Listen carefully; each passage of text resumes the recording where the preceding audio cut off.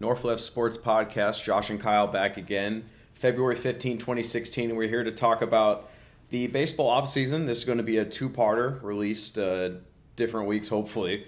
And we're going to start off with the American League. A lot of big moves like there is in every offseason. We're going to jump straight into the team that probably made the most noise this offseason overall, I would say, in the Detroit Tigers. They obviously had some issues they wanted to fix. They've had, for I would say, probably the last 6 years in the bullpen. They traded for K-Rod and signed Mark Lowe, two very good relievers, hopefully to fix their bullpen issues. They brought in Justin Upton as a later move, which is obviously a big spending move. They signed him to a 6-year deal with some interesting opt-out issues, though.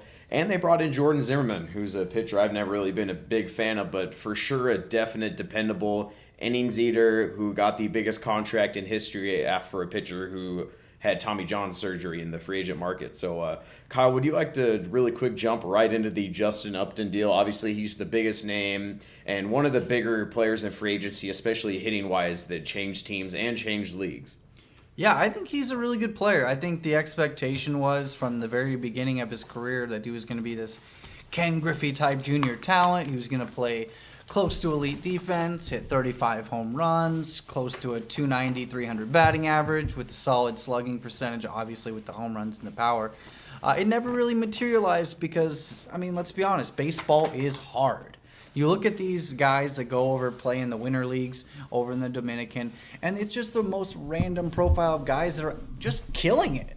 I mean, guys you wouldn't consider barely good players at all have these tremendous seasons over there, and it just is a testament to how difficult the major leagues are. So Justin Upton was a great signing for them, mostly because you know exactly what you're going to get. You really do. You got yourself a middle of the order bat. He's a solid defender. There will be a bit of an uptick from Torrey Hunter, who was with the Twins last year but had a really solid last 2 years before that with the Tigers. So that was a position they needed to fill. I like the move. I thought it was really good. I think the Jordan Zimmermann thing, like you said, they paid too much for a guy who's very unspectacular, even if he is very effective. So I wanted to ask you a couple of questions because there were some interesting moves here that aren't getting a lot of press that I found to be very interesting. They traded for Justin Wilson from the Yankees for two minor league players, who was a very solid left-handed reliever for the Yankees last year. They kind of have a loaded pen. We all know about that situation over there. And then there was also one of my favorite moves. And this is a player that we have liked since he was a young buck. It is Aaron Maybin. Not Aaron Maybin, sorry, that is a football player. Cameron Maybin from the Braves. And they didn't give up a ton. I like Ian Kroll a little bit, but all in all, I think the upside of the player they got was pretty good. I mean, Cameron Maybin is another guy kind of like Upton, never hit his full potential, and he's also a former Tiger. Mm-hmm. And yes, he's definitely going to be a nice guy to slot into center field in that big outfield. He'll be able to pair well with Anthony Gose and make a nice little righty-lefty tandem and provide a little bit of defensive value.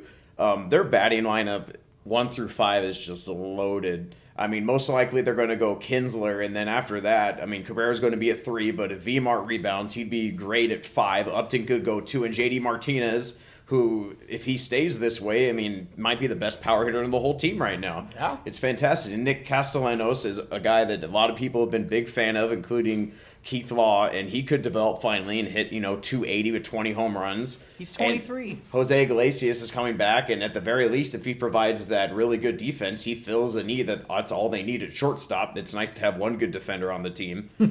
And Kyle, I just worry a little bit about their depth in the starting rotation because of all the injuries and the age. Justin Verlander had an extremely nice second half of the year after he made some adjustments and got healthy, but he is older, has had injury issues. Jordan Zimmermann has had a few injury issues. Anibal Sanchez has definitely had injury issues. They did sign Mike Pelfrey, who could be a nice 4th, 5th starter for them, but he has been up and down throughout his whole career. Yep. I do like Daniel Norris, but he's obviously recovering still from the medical complications he had last season. But a prospect to keep an eye on would be Michael Fulmer, who was the number 1 pitching prospect for the Mets at the time of the Cespedes deal and was the main part of that package. I think he could come up in the mid-year and potentially fill an injury gap in that starting rotation. Yeah, that's a good call. I mean, I think I gave them an A grade on their off-season because of all the upgrades that they were able to make. They did sacrifice some of their minor league depth, but we all know the situation with the owner there in Detroit.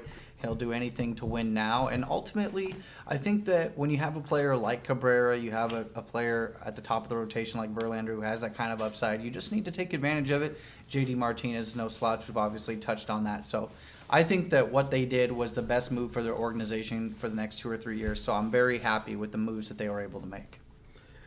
And speaking of moves they were able to make, the Cleveland Indians are a team that's doesn't have a big payroll or an owner that's willing to spend $180 million to win, and they weren't able to make that many moves this offseason. Obviously, they have a lot of young players on the team and coming up through the minors. Their starting rotation has 2 very good starters at the top, at Carlos Carrasco and even better Corey Kluber. But I think their team is, especially given the lack of moves due to money, it's very dependent on what these young starters are going to do and develop. Is Trevor Bauer ever going to figure it out? Is Danny Salazar's minor improvements in last year for real?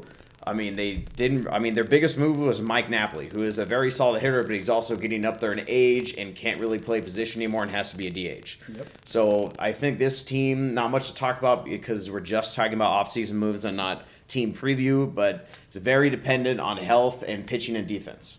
Yeah, they brought in Tommy Hunter. They signed Rajay Davis. They did lose Mike Aviles and Ryan Rayburn to free agency. So, you really hit the nail on the head. They're a team that doesn't have a lot of money to play with. I think that rotation has a legit chance to be elite. I think Carlos Carrasco is potentially on the cusp of being a Cy Young level pitcher.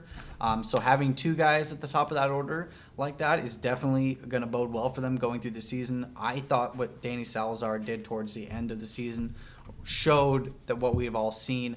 The guy just throws gas on gas on gas, and he's got some other pitches that he's developing nicely. So I think that Cleveland has positioned themselves about as well as they could without giving up a lot of future assets. So I like some of their moves with the limited amount that they were able to spend, but at the end of the day, it's all too unflattering. So we'll just kind of have to wait to see on them. But was there a move out there that you were hoping they would make? Not realistically, but I do think the Indians are one of the biggest teams that could make a major splash at the deadline. Mm-hmm. They have a lot of prospects like Bradley Zimmer, who is a big outfield guy, and if they are willing to contend, they save some money in the offseason, obviously. They could potentially flip a prospect or 2 and make a big acquisition. I don't know who could be out there yet. Obviously, it's all up in the air, but I feel like especially teams that look like they're very weak on talent, like potentially the Angels that we'll talk about in a minute. Maybe they'll want to keep the core of Mike Trout, but they're willing to move, a pitcher like C.J. Wilson if they need to make sure they have a really good 5th starter. Obviously, unlikely they trade for a pitcher, but the same perspective. I think they're primed if they're on their winning ways and fighting for that division to make a big move. Yeah. Overall, I gave them a bit of a C+ just because nothing was unflattering. You're taking an injury risk guy on Mike Napoli. And Rajay Davis was a solid part-time player last year for the Tigers, so interesting. They do also have Ubaldo Jimenez, correct, still? So, that's an interesting piece. Did they trade him? He was on the Orioles last year, wasn't he? I thought he went to Cleveland. Doesn't matter. They have Carlos Carrasco, and he's amazing. Yeah, Every fantasy guy thinks that guy's the next Corey Kluber, which is odd because they still have Corey Kluber.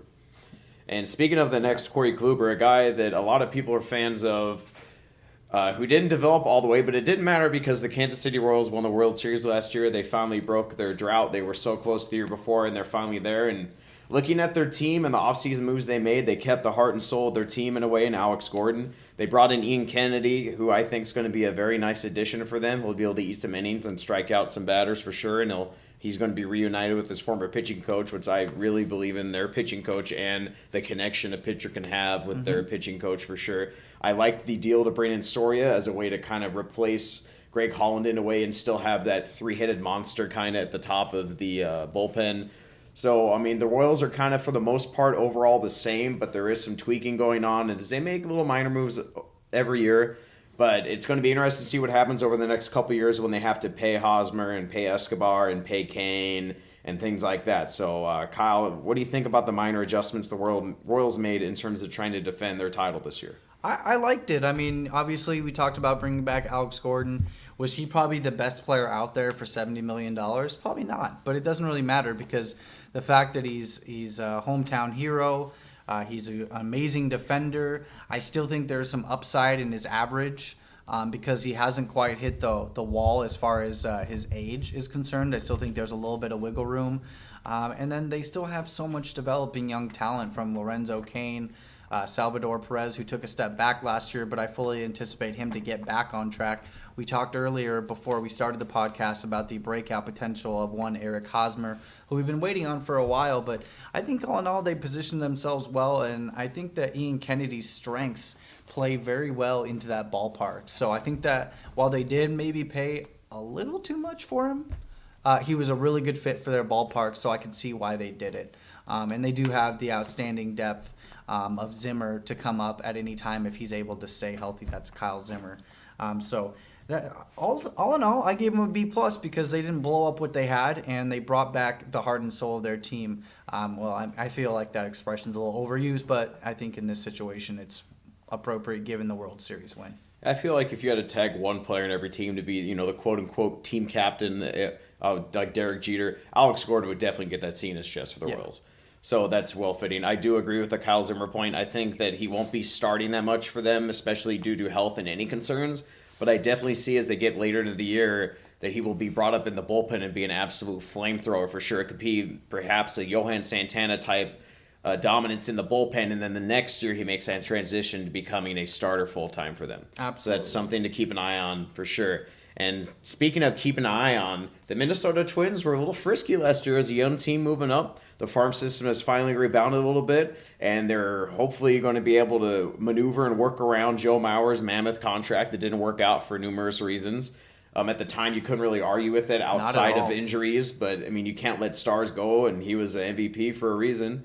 The Twins made minor moves as a team like they always do. They don't have a lot of money, kind of like the Indians, but one big move they did is they brought in the Korean sensation Brian Ho Park, and he's a monster power hitter that's going to be mainly DHing for them when Miguel Sano isn't. And it's going to be interesting to see how he acclimates to the Major League Baseball game and just in general to see how all these young Twins players develop. Is Byron Buxton going to stay healthy and become that number one prospect type that he has shown before? Max Kepler's another young guy they have. I already mentioned Sano, who could hit 40 home runs this year, and I wouldn't be surprised. So it's just going to be interesting to see how they continue their development as a franchise and potentially challenge for, a 500 season. In my opinion, that's their peak right now. Yeah, there's still not a great outlook on those guys. There's a reason why they're not spending the money. They probably could reach down and find the money in their budget because Minnesota's so eager for a win. And you saw them at one point pay a lot of money out to Mauer and Morneau. So clearly they have the budget to do it to a degree, obviously. I'm just saying, they clearly felt like they were further away despite the progress that they made last year. That new beautiful ballpark should hopefully, as soon as they get a playoff contender, help with the revenue stream as well. That is a gorgeous ballpark I hope to go to one day. I have been there. It's one of the only stadiums I have been to, and it is fantastic. I saw Jim Thome hit a home run. It was a fantastic moment in my life. You are one of the many people who've seen Jim Thome hit a home run, considering he has over 600 of them. Yep. It was good to see it in person, though, especially in Minnesota. The fans love him there. Are you interested and curious to see how they actually work the playing time at DH between Park and Sano? Because Plouffe is still a very good, solid third baseman, and Sano is not that good of a defender, and they're kind of full a little bit in the outfield with young players as well, where I think Sano should probably be in right field. But Park can't really play first base all the time because Mauer's there and Plouffe is over there sometimes, and maybe even Sano might get time there. So are you concerned with Park taking away some of Sano's development time in the majors, or you just know for sure they're going to play Sano wherever every day until he shows that he can't hit lefties, for instance? Yeah, I think it's one of those play it as you see it situations with them. I think they brought in Park kind of as an insurance policy slash they know that Mauer's not going to be around forever. They know Pelfrey's not going to be, or Plouffe, is not going to be around forever. And so I think that it was just an insurance policy for them. Anytime you sign a guy from Korea, he's going to come at a discount relative to his upside, just because there's so many international players. And for whatever reason, it seems like the MLB is overly fixated on the Dominican upside players that you sign for lots of money, but they never play for you for like 7 years. So I thought it was a pretty good move. One other thing I wanted to mention, they did have an interesting trade. They traded Aaron Hicks to the Yankees for John Ryan Murphy. And I don't know about you, but anytime a guy has 3 first names, that's that's something fantasy worthy to mention. That's a joke, everybody. But I thought that was an interesting trade because it clearly shows their hope for Byron Buxton, and it also gives them some depth in the backstop that they sorely needed. So, I mean, they're an interesting team. I gave them a B+, because I think that they didn't have a lot of room to make moves, but they did what they had to do, and I thought that they didn't make a mistake, and sometimes that's the best part of free agency. I like that move for both teams. And speaking of a move I liked for both teams, we're going to jump to the Chicago White Sox now. And obviously they made a couple big trades, but most notably they traded for Todd Frazier. They traded some 3 prospects for Frazier. Clay Thompson's brother, Trace, who showed some interesting tools last year. They traded Micah Johnson, who never fully grabbed that second base job as well, and another prospect. But the White Sox are a team that is always, I feel like, on the fringe of being really good. They have the ballpark to help. They have some elite coaches, in my opinion, especially pitching coach, and they have some elite pitching. It'll be nice to see what Carlos Rodon can do in a full year. Chris Sale's obviously a Cy Young waiting to happen. Quintana's just steady as she goes. And Kyle, what were your thoughts on the 2 big trades there with Frazier and Lowry specifically? You know, I liked both of them just because I think that they're taking advantage of their opportunity they have in front of them. The White Sox have wanted a winner for a number of years. And like you said, their depth, the top 3 of their rotation, you could almost put against any top 3 in any rotation. And they have some upside in the back end. I know people have talked about Eric Johnson. I'm not personally very high on him, but they just made a move the other day to bring in Matt Latos for a low salary. I think it was A 1-year show-me deal. Yeah, it was $3 million. I like the upside on that. Before last year, or maybe it was a year and a half ago, this is a guy who, like, every single year put up a 3.5 ERA, pitched to over 190 innings or 180. And he was just a really solid piece. I like the upside there at the end of the rotation. Clearly, it didn't work out for him last year in Miami because of the elbow issues. But I like the upside there. I liked a lot of the moves they made. I'm excited to see Tim Anderson at shortstop this year. I think he'll get called up pretty quickly. And as far as Lowry's concerned, I just feel like that park is so well suited for his skill set, and I think he kind of got, I think he drowned a little bit with that Oakland Athletics team last year, and I think that like I said, in that ballpark, he has a chance to get some of that power back and have probably one of his better years, and their lineup's looking pretty good at this point. Yeah, they have a nice table setter at Adam Eaton. Melky Cabrera, I think, is going to be a solid little 2-hitter. Obviously, Jose Abreu and Todd Frazier probably going to go 3-4, so that's a decent top 4 right there. Lowry may slide in as a 5. Maybe Azavel Garcia can actually put it together as Adam LaRoche have one more decent year in him. So it'll be interesting to see what happens with the White Sox there. They're frisky. I like them. Yep. So we're going to jump ahead to the AL East, and we're going to talk about the evil empire, the New York Yankees, who all of a sudden aren't really the evil empire as much anymore. They're trying to curtail their spending a little bit. They're a lot of articles and rumors are out right now where they're waiting for the big free agencies in 2017 and 2018. That's what it is. I mean, obviously next year Strasburg is the big chip, so if he has a big year, which I believe he will, they could make a play for him as a Boris client, but they made a lot of small moves and one really big move. They brought in Chapman. It's still to be determined to see if he'll start the year or if he'll get suspended. I like the Hicks deal for them and Starlin Castro, I think, in that ballpark and in a new environment with a new team. Maybe he'll be a nice breath of fresh air. But obviously the Yankees, we really have no idea what their pitching is going to bring to the table with age and health questions. Yeah, their pitching is a major question mark. I mean, they showed some things with Pineda, who I think is personally a huge Tommy John risk. Luis Servino showed at the end of the year that the K9 stuff was for real. We'll just see if he's able to get through 7 starts without throwing 120 pitches, because that's going to hurt him in the long term. It'll shut him down towards the end of the season. Although the Yankees do play things a tad bit unconventional, so I wouldn't be overly surprised if they made a move. They made, obviously, the Aroldis Chapman trade, like you said. Starlin Castro, I think, is, for Adam Warren, that's a really easy deal to make. I mean, especially the upside there, you have nobody there to play. And Adam Warren's biggest value is a solid reliever who can also start given necessity. Yeah. But when you have maybe the biggest three-headed monster ever as a bullpen, if everyone's healthy, and Andrew Miller, Betances, and Chapman now, that's kind of dealing surplus for potential need. Yeah. So there's they might have lost it overall on value, but in terms of need, it's you can't really argue with it too much. Well, not to mention, I mean, if Castro gets his ducks in a row, I mean, this is a guy who hit 300 almost every year. His first few years. Yeah, I mean, horrible walk rate, but I mean, terrible walk rate. But I mean, you know what? Like as a pitcher, you're afraid to throw in the zone to him. He's still only 25 years old. I mean, he turns 26 in about a month, but still 26-year-old who's been in the majors for as long as he has. I mean, he's been around. He almost has 1,000 hits already. I mean, yeah, not a total liability at shortstop.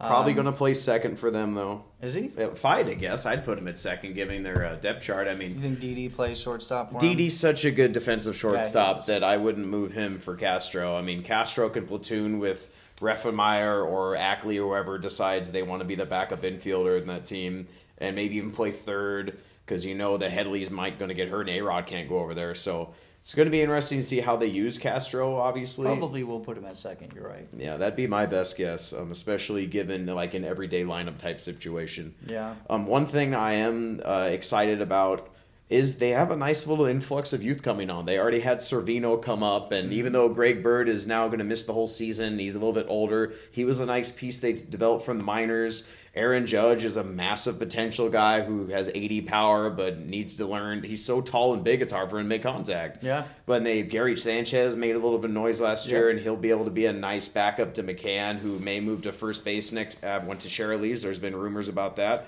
So it's just nice to see the Yankees, instead of spending money all the time, take a couple years and do some minor trades and build from within. It's good to see that from them. Yeah, it is good to see them. They're a team that, if they stay healthy, they have a real chance to take that division. I think that Boston probably has a better team overall, without a doubt. But, I mean, at the same time, we've seen teams that Boston has put together in the past not come together very well. Now, I will say Dave Dombrowski's running the show there, so he's usually pretty good about the guys he trades for. And I love, what they did as well. But speaking as far as the Yankees are concerned, are you concerned at all that they lost Chris Young and Stephen Drew in free agency? Does that do anything for you just before we move on? No, Stephen Drew does nothing for me. Castro can fulfill his platoon issues and brings a little different stuff to the table. And Chris Young was a part-time outfielder, and they can fill that role just as easily. Chris Young brought great power against the lefties, and that was about it. Not really good on defense anymore. Hot for a while last year. So, I don't miss much from them. And you just brought them up, the Boston Red Sox. We're going to jump to them now. They had a big, newsworthy offseason. A lot of internal moves as well, moving Hanley Ramirez to first base, trying to make sure Kung Fu Panda doesn't weigh 310 pounds. David Ortiz, maybe it's his last year. The outfield cluster they have to deal with now. They signed Chris Young as a platoon guy, perhaps. But the big moves were their trades for pitching. They signed David Price to be their ace, who's not afraid to pitch in the AL East for sure. They brought in Carson Smith from the Mariners, who, in my opinion, is going to be their best reliever this year, even better than Craig Kimbrell. And Craig Kimbrell is a fantastic reliever who, although they traded a ton of prospects for, no doubt improves their team this season. Mm-hmm. Yeah, I think Kimbrell still got it. I mean, I think he really, really did not want to be in San Diego last year, and I think that some of that showed. Now, I never want to say that about a prospect, like he wasn't giving it his all out there, because I don't really think that was the case. But I just think that sometimes when you get traded from a team that you've been with for that long to another team that massively underachieves, it's kind of takes the wind out of your sails. And he was traded 2 days before the start of the season? Last year? Yeah. Kimbrell, the day of or the day before? Yeah, it was insane. That never happens. So, I mean, I'm sure that affected his season as well. A.J. Preller's not afraid. Yeah, yeah, for sure. I disagree with you on the Carson Smith thing. I think he showed some upside. I just don't see a lot in his stuff. I see him as a consistent reliever, but I don't see anything dominant there. I think it could obviously develop. He's a young kid, but I wouldn't put him in Kimbrell's class this year. I am still worried about their starting pitching. They have a lot of questions there. Joe Kelly as the fifth starter doesn't do anything for me. Clay Buchholz has never had a season where he's pitched entirely and thoroughly throughout the entire season. I think Rick Porcello got a little overrated because of that huge ground ball rate, and he just got kind of jacked up last year. Well, they definitely paid him. They paid him, and it was a little bit mystifying. So, I mean, I don't know.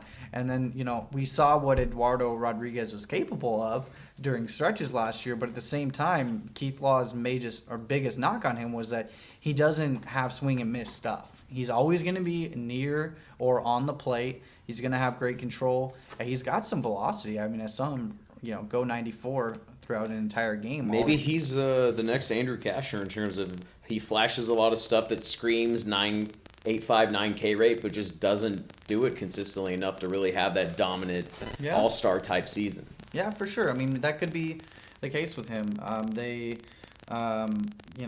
do you feel about Ronis Ilias as a resident Mariner fan? He is a nice rotation depth piece. He could fill slide into the fifth spot if Buchholz, when he gets hurt, or Porcello gets hurt, or Joe Kelly gets hurt.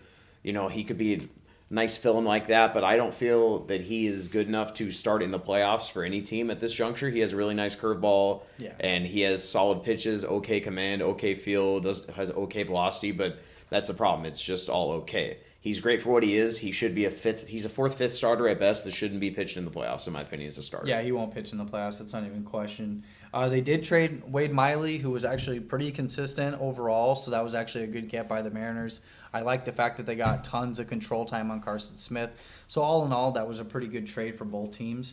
I gave them, in my opinion, it's a B+ for them. I would have liked to see them maybe add another pitcher, but I understand with extending Porcello how that made that a little bit more difficult. And they have so many hitters on their team. Like, it just seems endless that, come mid-season, if there's another team that's struggling, they're a likely candidate to make a trade. And so, they have just so many guys. Xander Bogaerts, Mookie Betts. You mentioned Yoel Moncada that's just sitting there, in the minors, and he'll probably won't break for 2 or 3 years because of all the depth. If Hanley comes back healthy, if Pedroia comes back healthy, I mean, we know what Ortiz is. I think that, the catcher's name. Blake Swihart, big fan. Swihart showed he didn't have the success last year, but to me, I mean, he's a great defensive catcher, and he showed when he was at the plate that he didn't look lost. So I like a lot of the upside there with their team. I don't think they're going to win many games with their pitching outside of the ones that David Price starts and the random Clay Buchholz spitball starts. But outside of that, I think that they're probably going to win the East.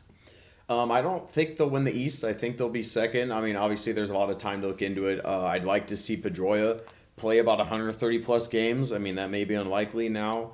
I'm going to be interested to see if Jackie Bradley Jr.'s hitting improvement in the second half is real, because he's such a good defender. Yeah. He's one of the best defenders in center field in baseball. If you can't hit, it's hard to play a guy. I mean, especially when your pitching isn't carrying your team like a Tampa Bay's might, for instance. Mm-hmm. And we'll be getting to Tampa Bay in a minute. But one thing I would like to bring up is Xander Bogaerts hit for such a great average and on base. He actually didn't show much power last year, which was surprising to me. Mm-hmm. So I think that he is primed for a decent jump in power and could help propel that offense even further. Well, and not to mention when that lineup starts hitting around him, he's going to start seeing some fastballs.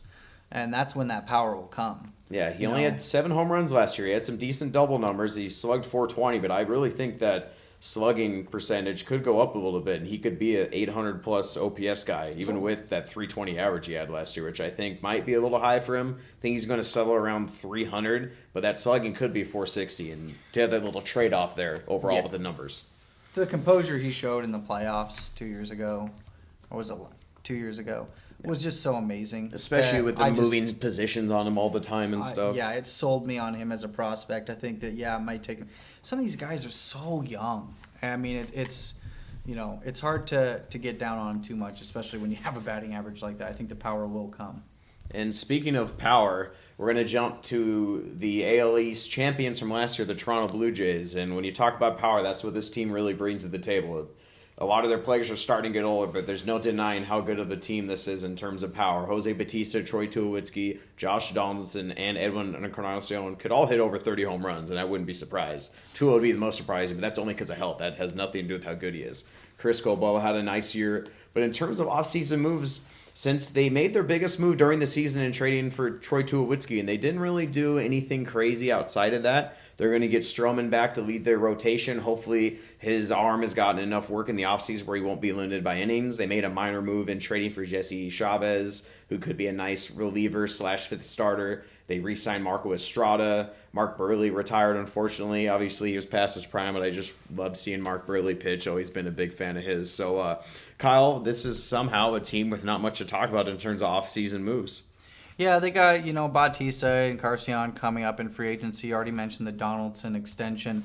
They did sign J.A. Happ to a deal to become one of their starters, so that's an interesting piece there. Curious to see what they'll do at second base. Devin Travis is one of those guys who, could be interesting. They added Drew Storen to the bullpen, who, by all guys considered, a couple years ago, this was considered a kind of an ace-level closer for the Nats. So yeah, Drew Storen's a really good reliever, and I do like how he brings the potential for them if they want to get creative early in the year to potentially make their really young, really good closer last year, Ozuna, put him in the minors and see if he can start. Yeah. And they also have that same option so with Aaron Sanchez as well. Obviously, Sanchez has shown the ability to not really know where the ball is going when he's starting, but when you put him in a reliever as a two-pitch guy, he's dominating reliever. So I think they are going to work on Sanchez and potentially Ozuna and see if they can, get accustomed to starting, because you just bring more value in as a starter, especially with the Blue Jays, who are a little light on starting pitching. I will just, before we move on, I just want to throw a shout-out to Ozuna because I'm a huge Rangers fan. I'm not going to hide it. We played Toronto in the playoffs last year, and we have a pretty veteran lineup that's tough to fool. This kid came in and dominated. Like, it actually looked like our hitters were on the heels, and he was coming in game after game. And just for him to be that young and pitch that well in such a big moment. And they still have some guys, like Aaron Sanchez, like who, you were talking about earlier, is another frisky guy. If you had a gun against my head, I would probably pick the Blue Jays out of safeness. But at the same time, I think there's so many pieces that could fall apart in the rotation. J.A. Happ's not a reliable guy whatsoever. He had a good year last year, but that dude can get blown up. R.A. Dickey can get blown up nowadays, too. And Estrada had an amazing year last year, but I'm not a believer. Yeah, let's not fool ourselves. This is a guy who hangs around by the plate. He doesn't have a ton of swing and miss. His best pitch is a changeup, which is dominant. He has a really good changeup. But, there's just some things on their team that scare me. And with so many guys, slated for free agency, if things don't go well for them halfway through the season, they're a big seller candidate. Who knows if they'll actually do that? I don't want to put any foul play into the heart of the loyal fan base of Toronto, so please don't castrate me. I love all of you guys. To quote Charles Barkley, Toronto's like New York without the crime and what else did he say? Do you remember that quote? I have no idea what you're talking about. Oh, Charles Barkley, because the Toronto game, or the All-Star game was in Toronto this year, and he's like, Toronto is a lot like New York, but without the crime and without some other thing, but it was pretty funny. Well, Barkley's a very smart man, and I love him on TNT. But at the same time, let's keep it on baseball, Cal. Right. And let's jump to the Baltimore Orioles, another team that didn't make that many big outside moves. They are a team that likes to lie in the weeds and then make a big splash. And they're in the running potentially to sign Giovanni Gallardo. There's been rumors about them trading for Matt Kemp perhaps, or maybe Andrew Kashner. I think they'd be a very nice fit for Dexter Fowler on a one-year deal, but those moves haven't happened, so there's no reason to speculate on them too much. The two big moves they made in the offseason that did happen was they re-signed their really good veteran reliever, Darren O'Day, to a nice solid deal, and they put mega money into Chris Davis. Now, everyone knows about Chris Davis. His favorite thing to do is hit home runs, and his second favorite thing to do is strike out. Obviously, he's very good at both things. And in my opinion, it was very important for them to bring Chris Davis back.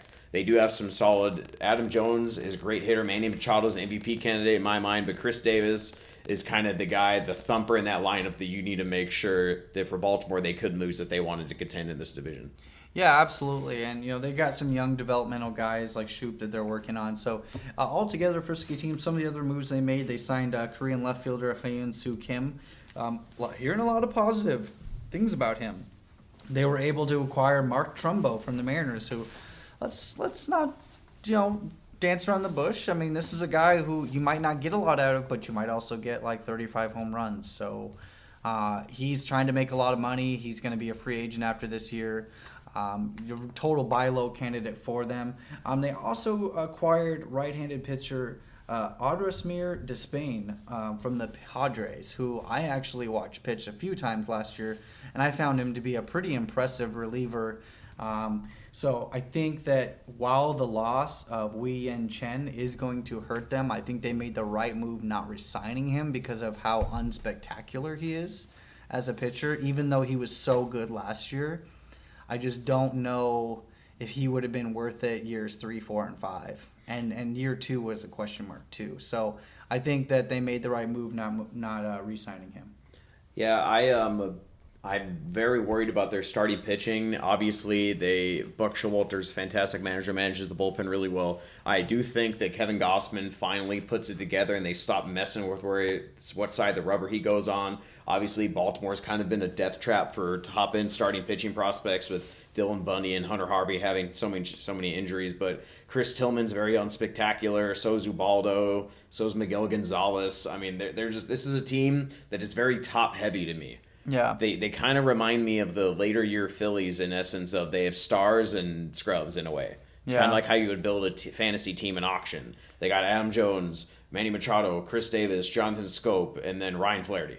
Right. So, I mean, there's a lot of question marks. What's Matt Wieters going to be still coming back from injuries? He accepted the qualifying offer, which was very interesting to me, but I think a smart move for him, good money, and a nice one-year show me. So let's see what he can bring to the table. Yeah, and before we move on to the next team, I just wanted to mention that they do have 2 studs waiting in the wings in that pitching staff. And that is Hunter Harvey and Dylan Bundy. But they need to stay healthy or else they can't do anything. They haven't developed in like 2 years. Bundy's been hurt. So is Hunter Harvey. He had surgery. But he was dominant. There's no question about how good he's going to be. Bundy, a little bit more interesting. I expect to see him in the majors this year. I think he'll make an impact. Personally, he's one of my sleeper guys. I still really like him. I think all the stuff is there. I'm not forgotten about him as a prospect. I think he's going to be really good. And, those are 2 guys to get called up. And for those of you listening closely, Ubaldo Jimenez is on the Orioles. So I apologize for my Cleveland remark earlier. Sometimes I'm a little bit outdated. Called it.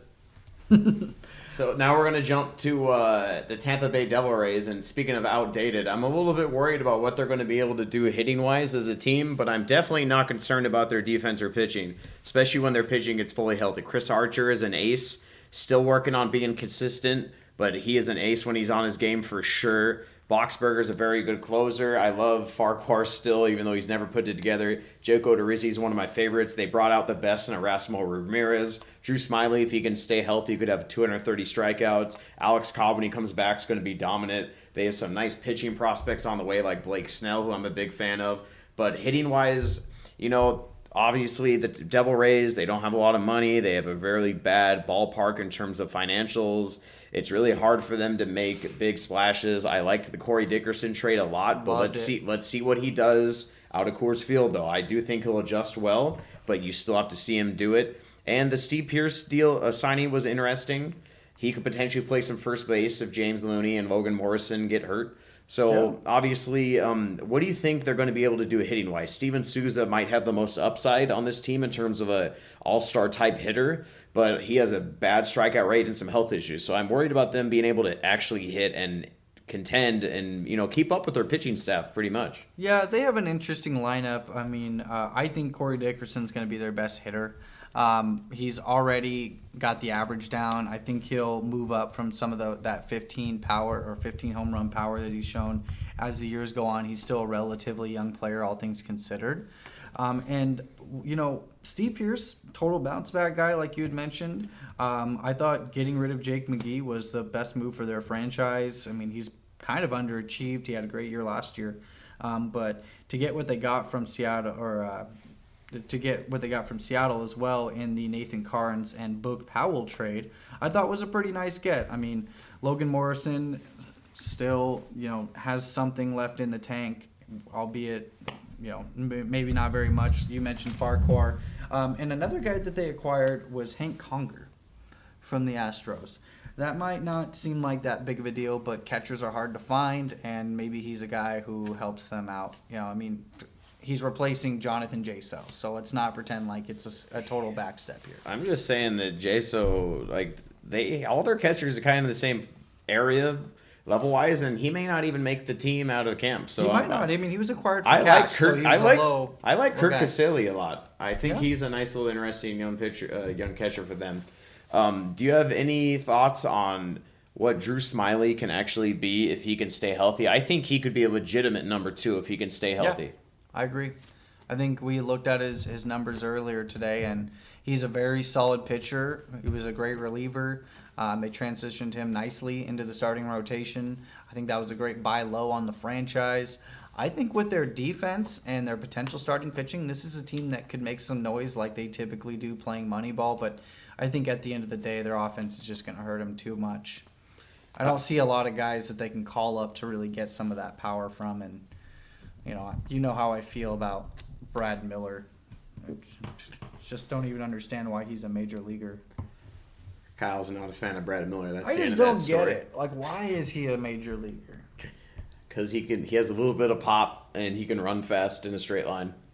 I don't like him. Why do you think I'm so happy that the team we're now going to talk about, the Seattle Mariners, have traded Brad Miller in this offseason? Yep. You already brought it up. I actually love the Nathan Carnes and Bo Pal deal. I thought that was a complete win, and that I think might have been the best trade of the offseason for the Seattle Mariners for sure. We brought a new GM in, obviously, and Depoto decided he wanted to trade about 70 people. Yeah, it was crazy. He, outside of the core of the Major League roster and a couple choice prospects, pretty much everyone is up for grabs. Mm-hmm. And this is another team. The Mariners kind of remind me of the Devil Rays, except they have a lot more offensive upside potentially. Way more. They have a solid defense, especially if Nelson Cruz stays out of the outfield. Their pitching is very good in the starting and potentially in the bullpen, but we have to see all of these new pieces fit. Obviously, King Felix is there. We brought back Iwakuma on a nice team deal, and a nice deal for him after the medicals didn't check out with the Dodgers. I think Twan Walker makes that step this year. Wade Miley was a solid pickup. James Paxton, I don't even think will start the year as our 5th starter. They're going to want to see what he can actually do and stay healthy, in my opinion. Kyle, what do you think of just the Mariners making what seemed to me to be like a lot of just fundamental changes as an organization? They targeted different types of players. They went after Aoki and Martin in the outfield instead of signing another Mark Trumbo type, for instance. They really changed their philosophy, which made sense coming with the new GM and the new direction. This may surprise you because I've been holding on to this take for a while, and I'm going to bust it out live for you right now. Although the listeners, this is not live for you. I thought the Mariners had the best offseason of any team in baseball. I completely disagree. And you can disagree with me all you want, because when I looked at the Mariners roster and I looked at their minor league depth, it was sad. It was really, really sad. They didn't have any hope. And they had a lot of money tied up, and there was nowhere to turn for them. I really honestly thought that the Mariners were going to be terrible for the next 3 years because of how desolate their minors system looked and how they struggled to find starters everywhere. I mean, look at some of these guys. They were able to re-sign Hisashi Iwakuma on a great buy low. They acquired Wade Miley, who is a fantastic innings eater and a very versatile pitcher. I will think he will fit great in with Safeco Field and their new improved outfield defense. I think Miley, his numbers will come down a little bit leaving Fenway Park. Yes, they also got Adam Lynn from the Brewers, which I thought was a fantastic deal for them. A lot of upside, a lot of trade at the deadline type of return for them. They were able to sign Chris Iannetta, who has struggled lately, but that is a solid catcher to allow Zunino the time he needs to develop that power in the minors without the pressure of facing major league pitching every day. They were able to bring Joaquin Benoit from the Padres.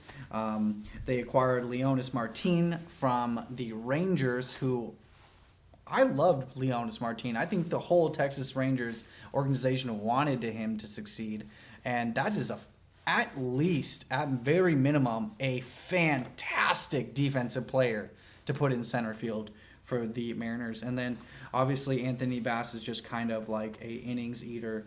But I just think for what they had going on. Oh, and they also signed Stone Cold Steve Chiswick. So I think that they were one of those teams that had so little to work with, and they maximized it to their fullest potential. And I think that they are a team that overnight put themselves in competition for the top spot in this division. Now, I'm not saying that I project them there, but at least now it's moderately possible. Whereas if you were to ask me last year, at the end of last year, how I felt about the Mariners, I wouldn't have much to say. So that's why I gave them the best move of the offseason, because they had nothing to work with, no money to work with, no prospects to deal, and DePoto came in there, tore down the organization, and made some really good, shrewd moves. So I'm not a Mariners fan, but I will say I was very impressed with what the resources they had, the turnover they were able to create. I like the way this team fits on paper. I like how we have Chris Taylor and potentially Sardinas who can play shortstop, second, and maybe even some third if injuries happen. I love how we have... Did you get Sardinas? Yeah. In that Brewers trade? No, he signed him, I think, on a minor league deal. But I big fan also of just the starting pitching depth, because I do like Vidal Nuno a lot as a potential swing guy. I thought he was great last year after we picked him up. My main concern with this team, outside of age, health, the standard stuff everyone's concerned about, is the bullpen. I do not like this bullpen at all. I feel like we just have a bunch of random veteran relievers that we kind of just throwing darts against the wall, hope they can be what they used to be or have a nice random year. Yeah. I don't like Benoit that much anymore. I don't like Shisek that much Really anymore. good last year. But at the same time, I mean, just look at Roberto Ozuna, and you never know when a 20-year-old might they decide they want to take a starter and put him in the bullpen for a year and let him dominate as a reliever. So yeah, a bullpen is one of the things that can ruin your season, but it's also one of the things that fluctuates the most, in my opinion. Yeah.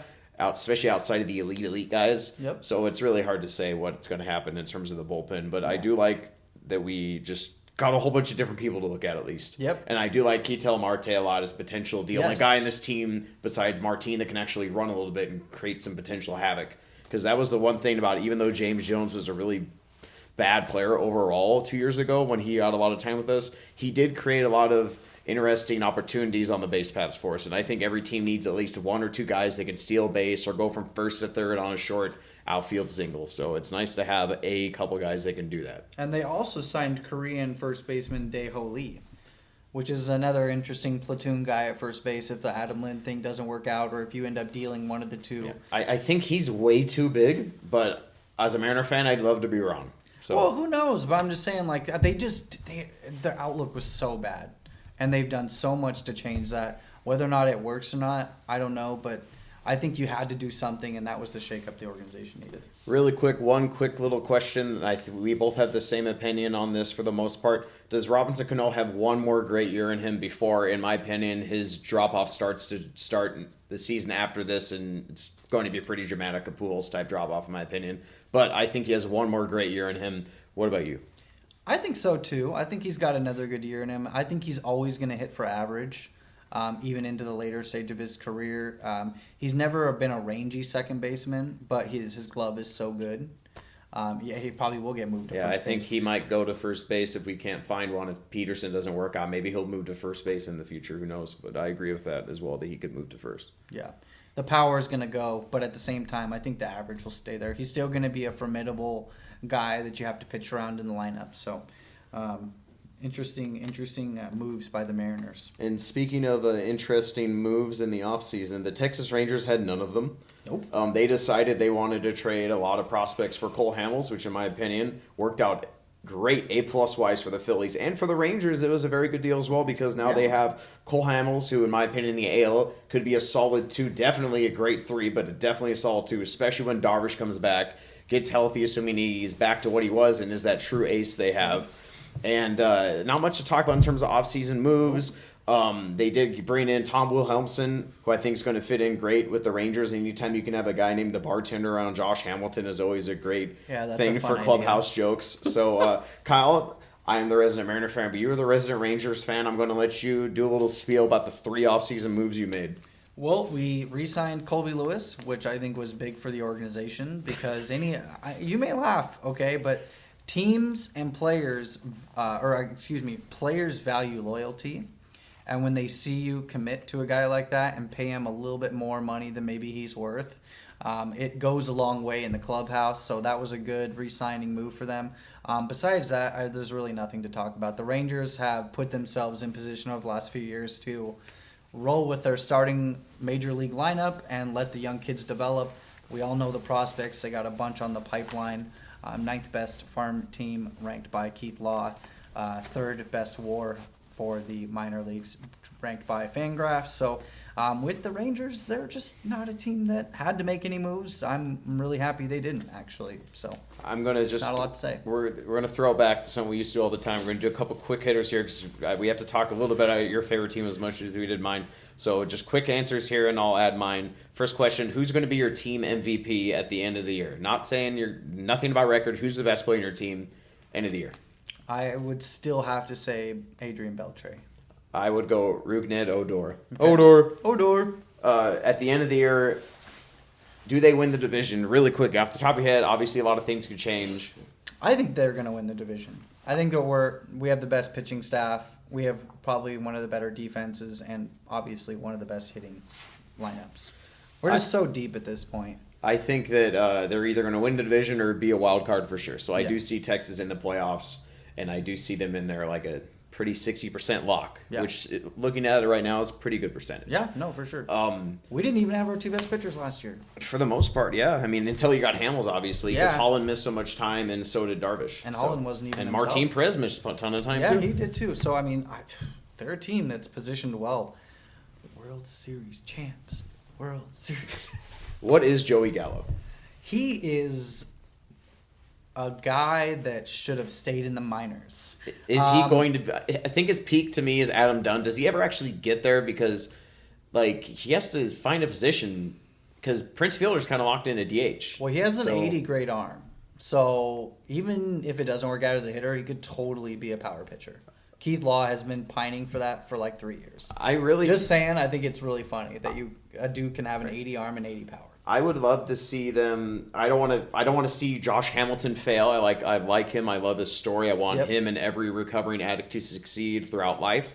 But if he gets hurt, which I think is the most likely outcome, just based on history, I wouldn't mind seeing them toy with putting Shu in left and then trying Gallo in right, because you love to put those 80 grade arms in right field. Yep. Obviously, learning the outfield is going to be difficult in the majors, so I think Gallo is going to start in the minors. Yeah, and he played left field last year for them as well, so he got that exposure.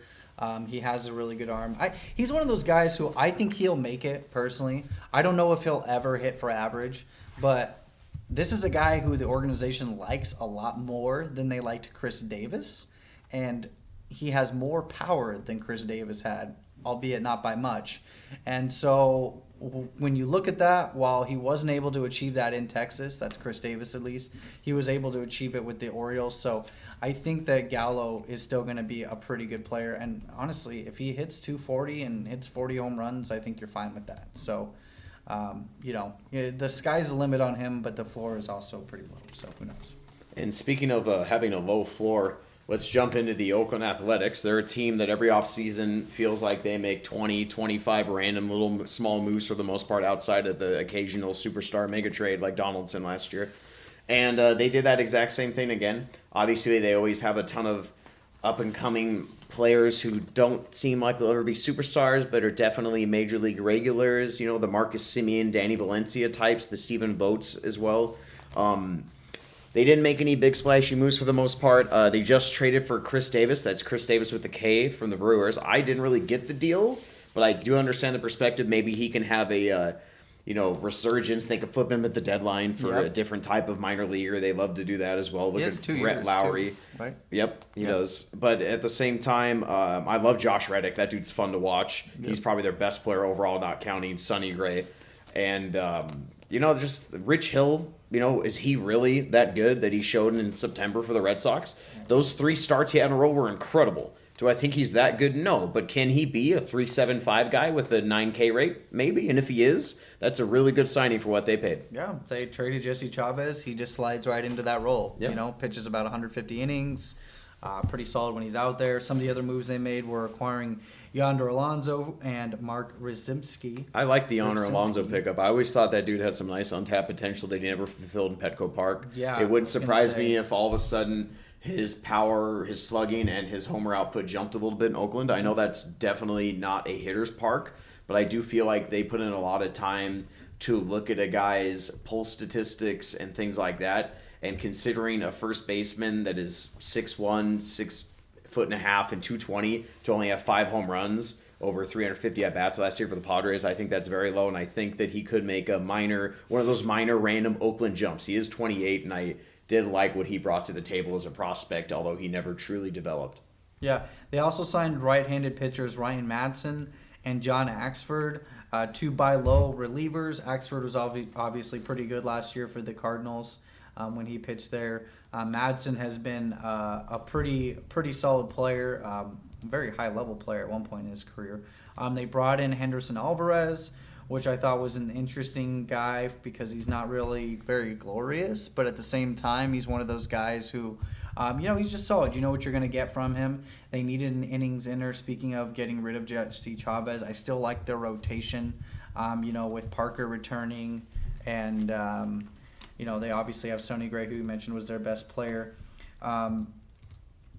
I think that they're one of those teams who they're just one of the toughest evaluations every year because you saw for years and years, for 4 to 5 years in a row, it seemed like every move they made was paying off. And then last year was just so disastrous for them that I think everyone kind of just quickly jumped off the train. But, a lot of these moves could very easily pay off just like all the other ones used to. So they're still a team to be reckoned with. I don't project them that highly, but they're still a team that you have to look out for, and they could easily finish third without batting an eye.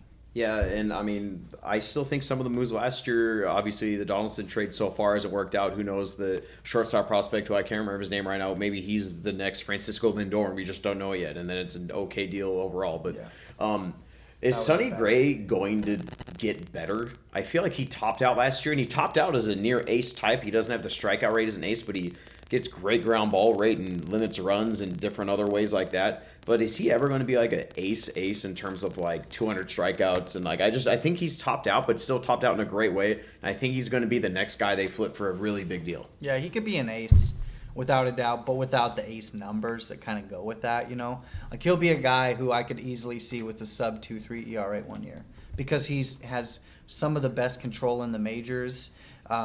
His low pitching plane actually makes his delivery rather deceptive, and he's got a nice repertoire of pitches to choose from on any given at bat. But one thing I will say is his small frame makes for that 27-year-old Tim Lincecum level drop off, whereas as soon as the velocity drops from 93, 92 down to 89, that 89, 90 range, which obviously, you're going to sit there and say, well, Lincecum used to throw 89, 99. But I'm just making the point of a smaller guy who threw pretty hard, and then as soon as the stuff fell off, didn't have the secondary pitches to play off of. And I will say that I think that could happen for they're different pitchers, but for sure. I think For sure. Sonny Gray has much better pitching makeup than Lincecum had. Yeah. In terms of command control, his curveball's nasty, which is really hard to see a curveball that good from someone that doesn't have, an Adam Wainwright or Clayton Kershaw type build, where they're a little bit longer and lengthier.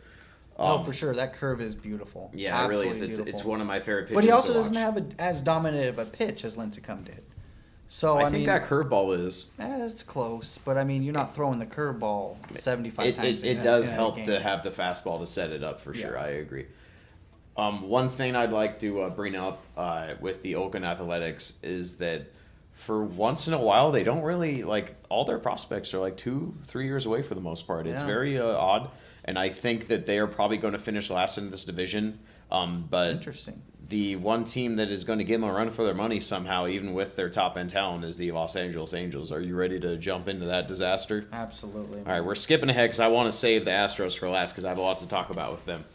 But the Los Angeles Angels, they, once again, they didn't make any big splashy moves in terms of, Hamilton, Pujols type contracts, but they did make a couple infield moves. They traded for Andrelton Simmons. They traded a good prospect package, the last couple good prospects they had in their entire farm system for him. Obviously, one of the best defensive shortstops ever. You could easily make the case that he is the best ever. Him or Ozzie Smith. That's kind of the two that everyone talks about. The Omar Vizquel kind of third, but obviously he hopefully could solve some of their defensive problems they've had in the recent memory. And Escobar, who had a very solid hitting year for the Nationals. He's an okay defender at third. He doesn't have a great arm, doesn't have great range, but he's passable. He's kind of like the Daniel Murphy of third baseman. Yeah. Maybe not as much power as Murphy had at second, but he is, a good hitting, okay to bad fielder. Yeah. And those are pretty much the only two big moves they made overall. Obviously, they're bringing the top-end talent of the best player in baseball, arguably Mike Trout, to the table. I like Cole Calhoun as a solid player. Pujols still has tons of power, like C.J. Cron, but they both, Pujols' strikeout rate is horrible now, and he's, kind of a one-trick pony, and C.J. Cron's a one-trick pony, but younger. They do have some interesting pitchers, though. To a degree. I mean, Garrett Richards, if you put it back together, Andrew Heaney's the guy I was referring to. I do like what his potential could be. Yeah. I like Heaney. I think that, I don't know if I really see it with him as far as, being much better than ever being, a level 3. I think he's honestly more like a 5 at this point. C.J. Wilson had a good year last year. Hopefully they can deal him at the deadline to get some prospects. Some of the other guys they brought in were Craig Gentry, who I thought was actually going to have a really good year in Oakland last year, and it just didn't really work out for him. He brings some speed on the base, is something they've been missing. They were also able to bring in Daniel Nava from the Boston Red Sox, who was actually a pretty solid outfielder considering what they had. He has to be platoon, though, so that might be where Gentry gets some of his time. Exactly, and that's probably why they did that. They did lose David Freese, Chris Iannetta, David Murphy, Shane Victorino, Matt Joyce to free agency, and they didn't do the best job of replacing some of their talent. They made a bunch of other moves, though. They acquired Jeffrey Marte from the Tigers for Cody Eves, claimed Christian Friedrich off of waivers from the Rockies. Failed top prospect. Yep, so interesting guy, although if the Rockies are letting him go, they are so desperate for pitching. That would surprise me if he ever did anything. They traded third baseman Tyler Featherston to the Phillies for considerations. They lost Bobby LaFramboise to the Phillies and Ronald Torres to the everything that I'm hearing right now just screams at me grasping for straws. Yeah, and that's kind of the point we're getting. I feel like we're both getting at is that the Angels have one of the worst rosters, in my opinion, in all of baseball, even with Mike Trout there. I'm not a big fan of this team. I don't like their minor league depth. I believe Keith Law of ESPN.com said this is the worst minor league farm system he has seen in his entire year recovering. And I've also read similar things from Baseball America and Fangraphs and Baseball Prospectus. So when you have most of the big-time prospect sites and gurus all saying the exact same thing about your farm system, it's pretty much trash. Yeah. Now, obviously, you can have random developments no one sees coming, like no one saw Mike Trout being this good or no one saw Dustin Pedroia becoming that good.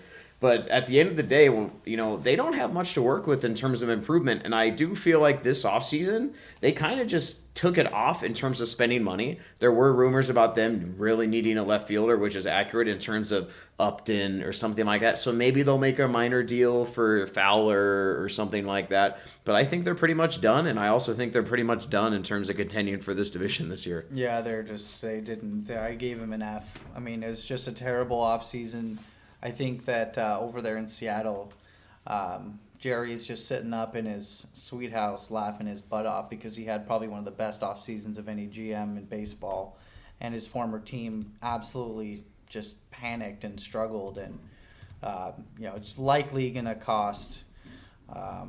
But Scioscia's safe because that's why Dipoto had to leave. It's because Scioscia won a World Series like 10 years ago, and apparently he's still incredible, can do whatever he wants to control the organization. Even though he's really not developed any of their young players that much. Yeah, I completely agree. And like always, I would love to be wrong and see every team be great and every player develop to their max, but I have zero faith in this team. And a team I have a ton of faith in right now is the Houston Astros. They were probably the surprise team of baseball last year because they had even less talk about them than the Cubs going into it. Mm-hmm. People said the Cubs, reached the playoffs a year ahead. The Astros probably did it 2.5 years ahead. Yeah, which is incredible. Carlos Correa could be arguably the best player in baseball in 2 years. Being a shortstop with the power and hitting he has. And this is another team that didn't make too many moves in the offseason. They were rumored for everything. They did make a huge trade for one of my favorite relievers, Ken Giles, traded a ton of prospects, but they did get 5 years of control for a great reliever. Yeah. So if you are going to trade a big package like that, it is nice to get that much control back. So at least the guy you're getting, you're going to have for a while. And they also signed Doug Fister on a 1-year show-me deal. Mm-hmm. If he can stay healthy, he has shown that he's pitched in the AL West before with Seattle. He is a very nice control command guy, and I think that ballpark and that athletic team will fit in well in terms of defense. This team has loaded with prospects. A lot of them have come up, but there's still others on the way. I really like A.J. Reed, and I think that he's going to take that job from John Singleton, who may switch into the DH role because Evan Gattis is hurt right now. So it's going to be really interesting to see. I think the one glaring hole in this team right now is third base. Yeah, it's bad. Luis Valbuena has very good pop for a third baseman. He's an okay defender, but in terms of being an elite team, I don't know if he's the starter at the hot corner that you'd like. Most teams, their weaker positions for the most part, in terms of offense especially, are usually shortstop, catcher, center field, and that's because they are the most important positions for defense, arguably, along with third base. So that's why I think that Valbuena may get that job taken. Perhaps it's by Colin Morale. The former first-round pick from the Marlins that they traded for. So perhaps he jumps up and takes that job. But I think this team is poised for another step up. I think George Springer's going to stay healthy finally and show out maybe a 30-30 season with like a 240 average, monster fantasy season with good walk rate, so he's a great player, but he's a big injury concern. Carlos Gomez, big trade along with Scott Kazmir at the deadline last year. That's probably the main reason they didn't make that many moves. So, Kyle, what are your thoughts on the Astros? In my opinion, they are your biggest competition as a Ranger fan for the division title. Obviously, they showed that last year. Yeah, the biggest offseason move, obviously, you alluded to that, was Ken Giles. I think they gave up a little too much for him, but, ultimately, when you have an embarrassment of riches, you need to pull the trigger at some point, and that was their thinking there. I don't necessarily agree with that, but they do get to control Giles for quite a long time now. One thing I will say is this is a team who kind of has been trending upward for the last few years, but there's still a couple of unknowns as far as that team is concerned. And what I'm talking about is, you talked about George Springer. He's already 25. Is he going to still develop that much more? We don't really know. He's been hurt. Carlos Gomez, how serious are those injuries? Is he a different player? We all know that he has not been highly considered as one of the smarter players in baseball. He's kind of one of those guys who gets off by just sheer athleticism and raw power and talent. I'm not a huge fan of their rotation, even though I think Keuchel has probably the best ground rate of all time. So, there's some things going on with that. Fister's a guy who couldn't stay healthy. He's had numerous elbow issues. They got Scott Feldman at the end of the rotation, Mike Fears. There's a lot to be desired there. There's a lot of projection involved with the Astros.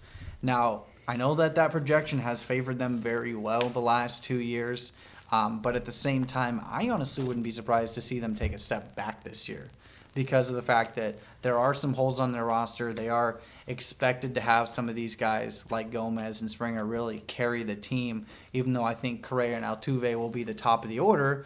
But I don't know.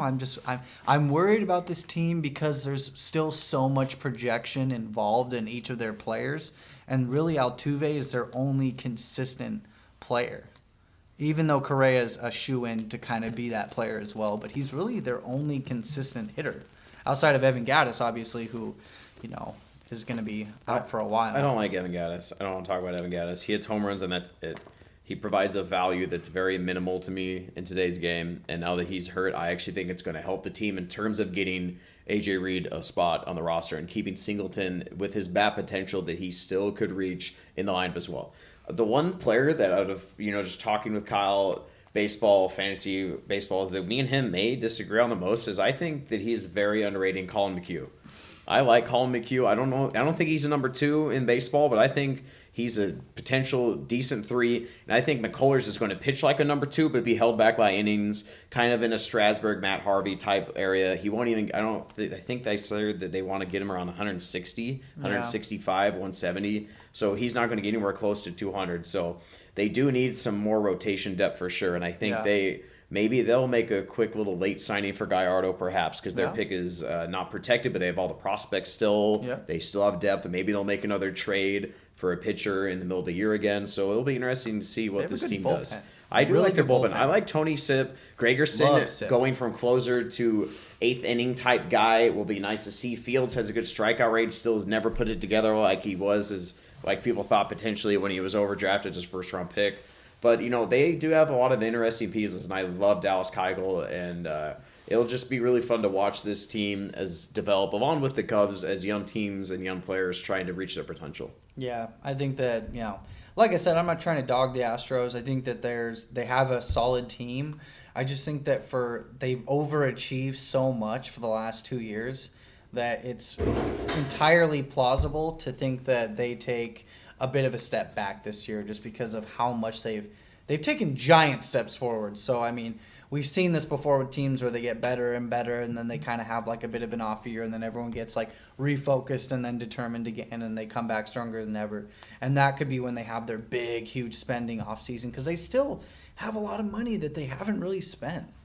I mean, people are talking about Harper to the Yankees, Strasburg to the Yankees. What about the Astros? They are in a very They big have the market. money. They're in a big market as well, and they have still a new stadium, and they are just prized. Fans are ready, too. Yeah, they really are. Everyone in that city is ready for a championship team again. Yeah. Because it's been a while since the Rockets won, and the Astros won in 2005. Yeah, and that Or they team might have got- lost, actually, that year. No, they lost, I think. Yeah, to the White Sox. Yeah. Before they switched to the American League, I believe. Either way, the Astros are going to be fun to watch, as we said. Kyle, very fun. is there anything you'd like to add about the American League offseason really quick before we sign off? No, I just want to thank everyone again for listening. Feel free to comment below. Northleft Podcast for life. We want to see your tattoos. I'm just kidding. Nothing really to add, though. I think we did a good job covering everything today. Yep, it'll be nice to do the NL, and then when the season gets closer, talk about potential breakout players, sleepers, award picks, picking World Series champions, all the stuff that everyone does. So that's a wrap, folks.